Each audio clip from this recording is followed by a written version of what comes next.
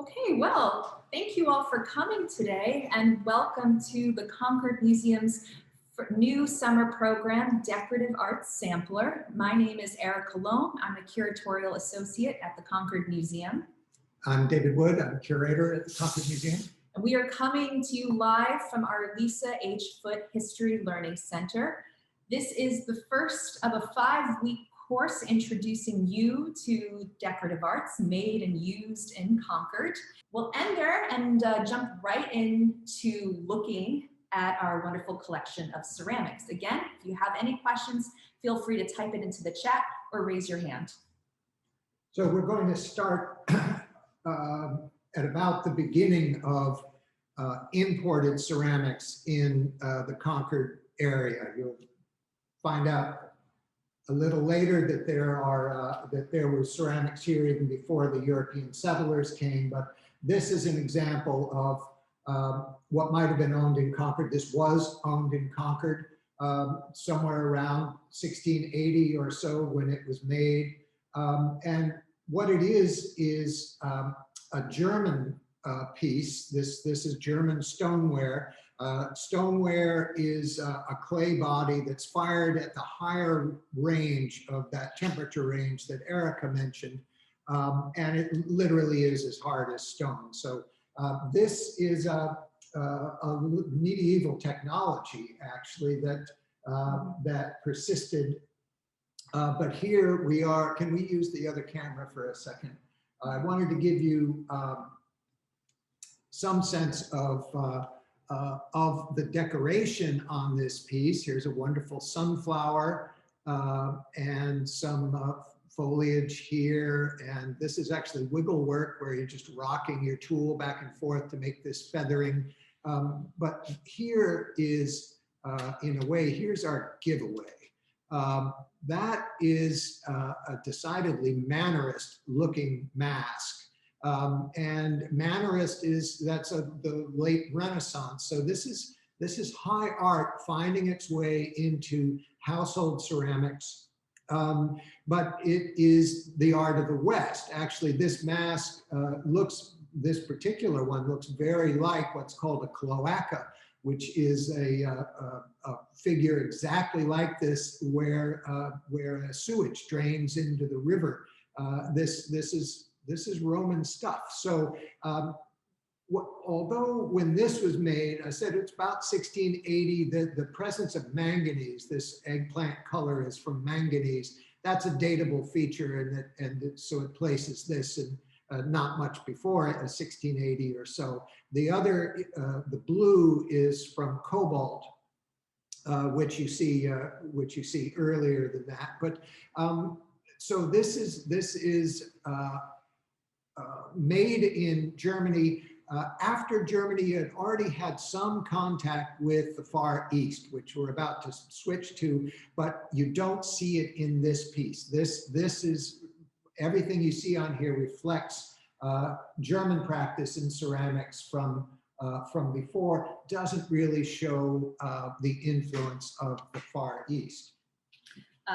So this would have been in a Concord house from about 1680 to about 1725 or so. But by 1730, Chinese export porcelain was available in Concord, reflecting the explosion of this global trade network.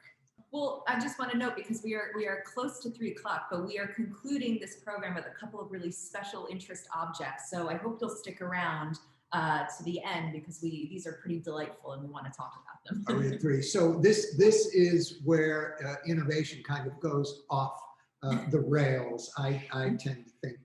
But it's really just to get that market. And so this is an example of what's called mocha ware.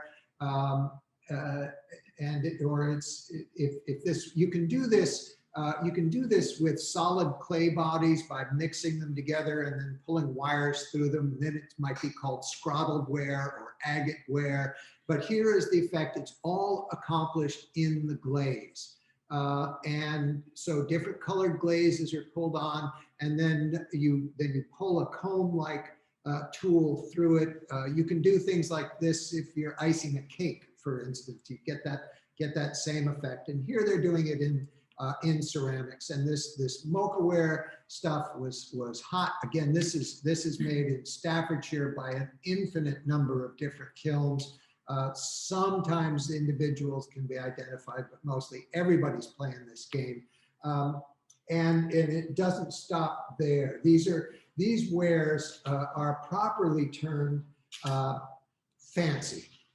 And fancy is an interesting term. It doesn't just mean elaborate, it means fantasy. It's actually trying to get out of the material world into some other world. This is deliberately, I mean, this is what the rhetoric of fancy, contemporary rhetoric of fancy, this is exactly the way they're portraying it. You'll see that term applied to chairs as well, fancy chairs. Absolutely.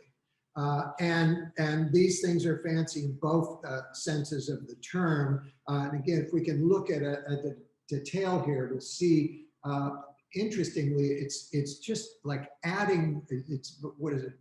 Piling Pelion on Asa, I think is the phrase, that more is more. Right. And so there you get this this pink glaze. I'll talk about the glaze in just a second, but with a spatter effect, so that it's, what is that? Are those microbes? People have just learned about microbes, the mysterious, the invisible world. This is about the invisible world.